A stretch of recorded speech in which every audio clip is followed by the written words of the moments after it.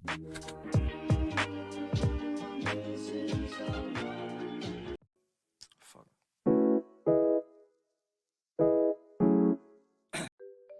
Assalamualaikum warahmatullahi wabarakatuh.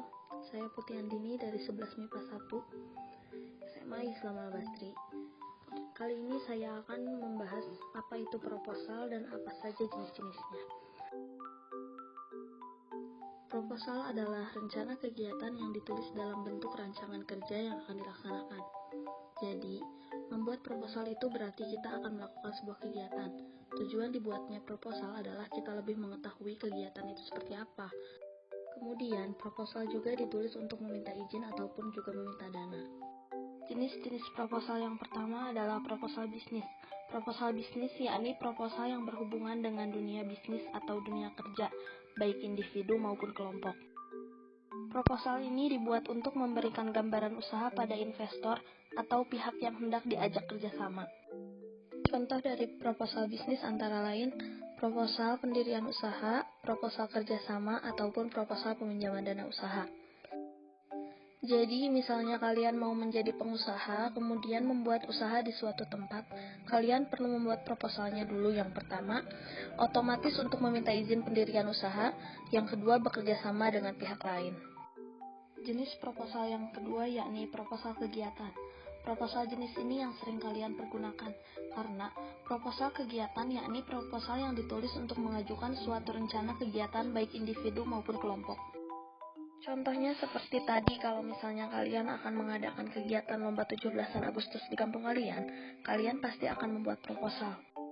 Jadi di dalamnya berisi kapan kegiatan itu dilakukan, siapa pesertanya, kemudian hadiahnya apa, dan juga anggaran dana yang diperlukan atau misalnya kalian ingin membuat pentas seni di sekolahan. Jenis proposal yang ketiga adalah proposal penelitian. Proposal jenis ini biasanya dibuat berhubungan dengan bidang akademisi. Jadi, proposal ini akan kalian buat ketika kalian akan melakukan riset atau penelitian mengenai ilmu pengetahuan dan teknologi.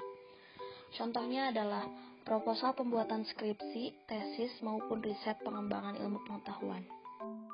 Selanjutnya, jenis proposal yang keempat, yaitu proposal proyek. Jenis proposal ini berkaitan dengan dunia pekerjaan. Biasanya, isi dari proposal proyek menjelaskan serangkaian rencana usaha dalam suatu komersil. Jadi, misalnya di kampung kalian akan mendirikan bangunan atau memperbaiki jalan. Itu biasanya ada proposalnya. Itu yang dinamakan proposal proyek.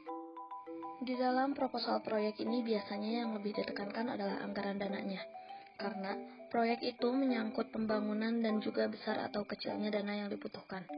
Itu tadi adalah pengertian dan jenis-jenis proposal. Selanjutnya, kita akan membahas struktur dan bagian-bagian proposal.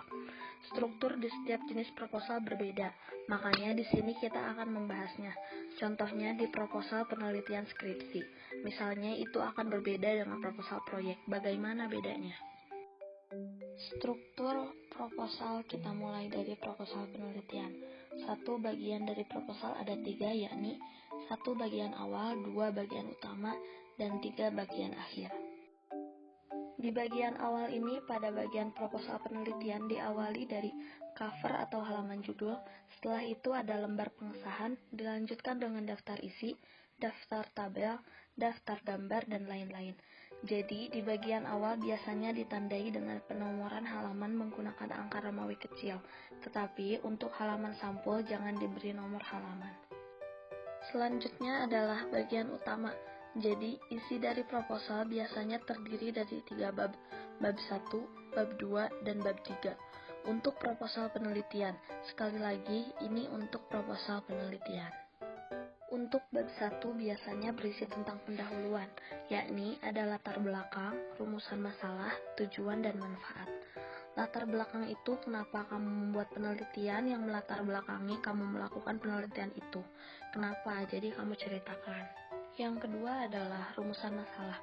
Rumusan masalah adalah pertanyaan-pertanyaan yang ingin kamu ungkap jawabannya, dan ingin kamu uraikan jawabannya di dalam proposal tersebut, atau di dalam penelitian yang nanti kamu buat. Yang ketiga adalah tujuan. Tujuan merupakan jawaban atas rumusan masalah itu tadi. Jadi, antara rumusan masalah dan tujuan itu sebenarnya saling berkaitan.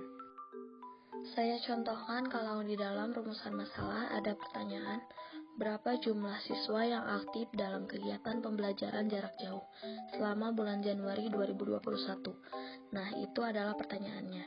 Maka tujuannya adalah untuk mengetahui jumlah siswa SMA Islam Al-Basri yang aktif dalam kegiatan pembelajaran jarak jauh dalam bulan Januari 2021.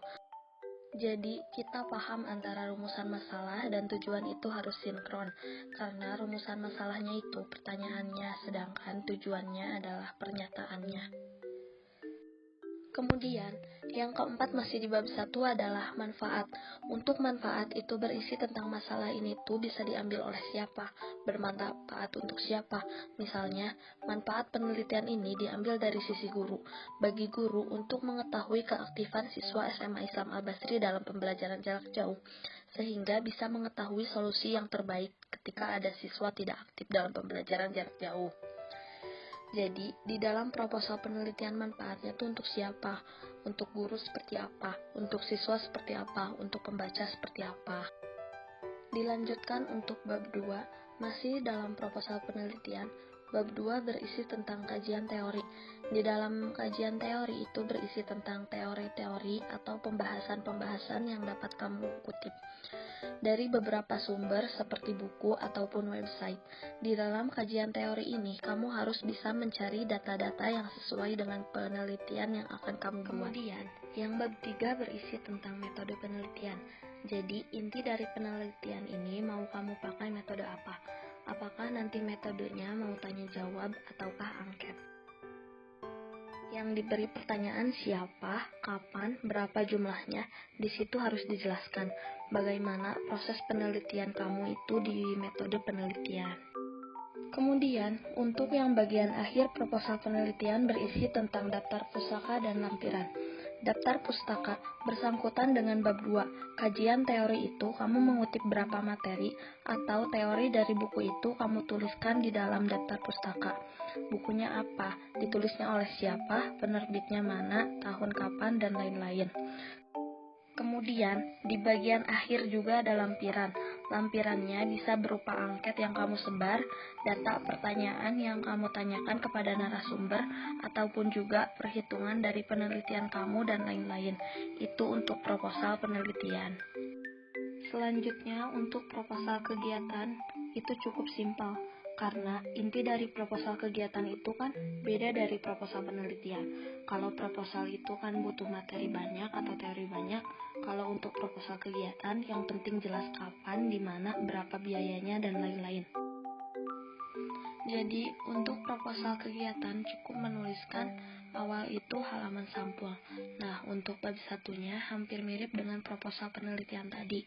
Bab 1 berisi tentang yang pertama ada latar belakang, rumusan masalah, tujuan, dan manfaat.